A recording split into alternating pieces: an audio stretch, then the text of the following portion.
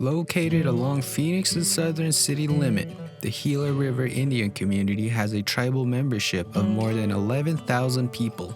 Created in 1859 and federally established in 1939, the community is composed of members of the Akimel Odom, Pima, and the Maricopa and Peepash people who live toward the water. Two different groups that joined together in the 1840s for farming and mutual defense. Historically, the Akimel Odom people called themselves the Huhagam, and that name is reflected in the tribe's Huhagam Heritage Center. The Peepash once lived along the Colorado River in small groups. Conflicts with other tribes forced the Peepash to travel east along the Gila River, and they eventually joined together with the Akimel Odom to become successful farmers.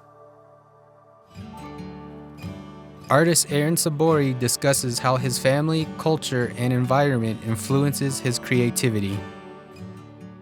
Hello, my name is Aaron Sabori, and I come from District 6 of the Gila River Indian community. I grew up in the 60s, so I grew up when we were still pretty primitive in that area. And so I got a lot of influence on my culture from just being a everyday life and growing up. I got into my art very young through the influence of my grandfather, who taught us how to make bows and arrows when I was about I'd say about 9 years old.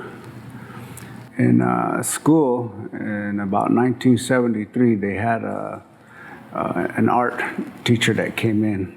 And so we got to experience all kinds of art, from drawings, paintings, and also to candle making, pottery, and different things like that. I first started drawing, I kind of took the subjects that were around me, and most of it was like what my grandfather and my parents and everybody talked about.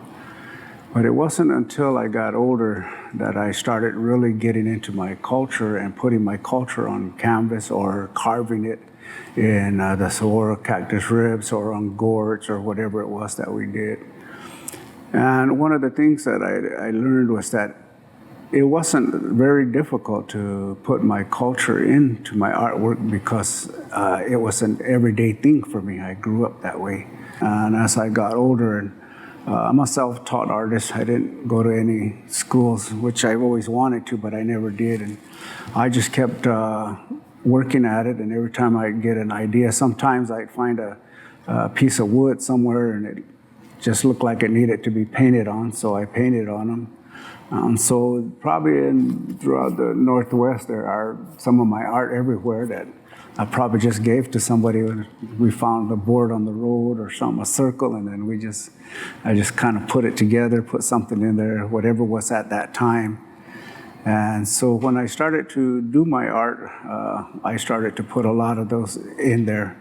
And one of the biggest things I get for me, doing my culture is that it's a way of preserving it for future generations, my grandkids, their grandkids, all the way back. So we say for 7 generations, we want to be able to teach them so that the changes can be made that need to be.